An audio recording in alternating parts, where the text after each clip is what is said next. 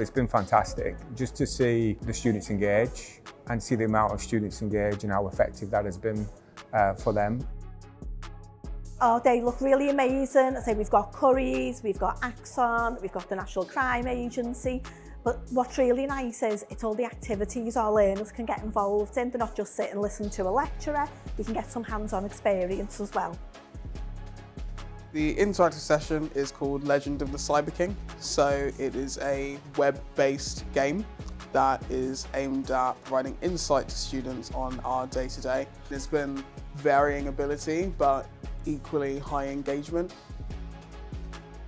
It's been really interesting in relation to the young people who we've spoken to, the level of engagement that we've had from them, the thoughts and ideas they have around their careers at this age and where they think they'll maybe end up later on down the line, but also just to get the insights into Axon as a company and what skills they think they would need to work at Axon. People keep talking about this generation of young people and they're not engaged and they're not interested. But actually when they're put in these kind of situations where they're doing interactive work and they're working with employers, then you suddenly see many of them just light up and suddenly get involved.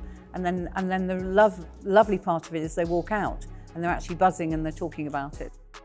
They had to decide what roles they were going to take. So we had a developer, a scrum master, business analyst, and they all kind of threw it in together and they all collaborated and talked really well to each other to get the robot to be coded.